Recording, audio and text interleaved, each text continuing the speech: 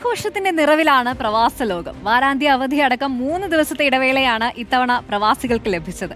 നാളെ മുതൽ ഓഫീസുകൾ സജീവമാകുമെങ്കിലും UAE അടക്കമുള്ള ഗൾഫ് രാജ്യങ്ങളിലെ ഓണാഘോഷങ്ങൾ മാസങ്ങളോളം നീണ്ടു നിൽക്കും.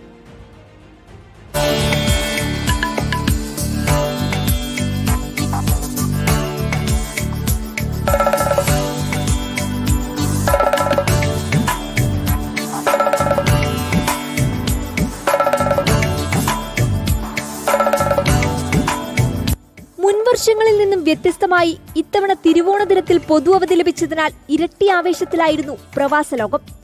തിരുവോണത്തിന് മുൻപ് തന്നെ തുടങ്ങിയ ആഘോഷ പരിപാടികൾ ഇപ്പോഴും തുടരുകയാണ്. നാട്ടിലേക്കാൾ ആഘോഷം കളറാക്കുകയാണ് UAEയിലെ ഓരോ മലയാളിയും.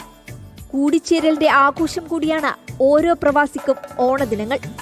ബന്ധുക്കളെയും സുഹൃത്തുക്കളെയും ഒക്കെ സന്ദർശിച്ച സൗഹൃദം പങ്കുവെക്കുന്നതിന്റെയും സമ്മാനങ്ങൾ കൈമാറുന്നതിന്റെയും തിരക്കിലാണ് എല്ലാവരും.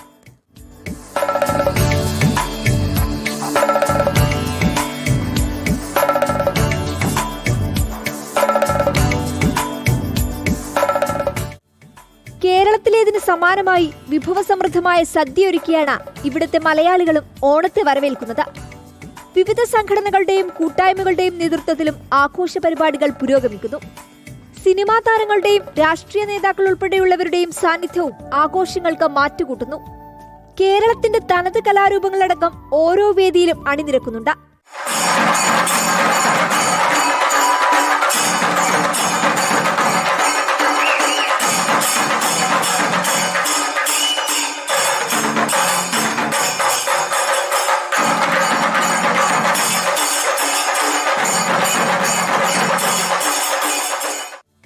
ഒന്നോ രണ്ടോ ദിവസങ്ങൾ കൊണ്ട് അവസാനിക്കുന്നതല്ല പ്രവാസ ലോകത്തെ ആഘോഷങ്ങൾ. അടുത്ത ക്രിസ്മസ് വരെ ആഘോഷ പരിപാടികൾ നീണ്ടു നിൽക്കും.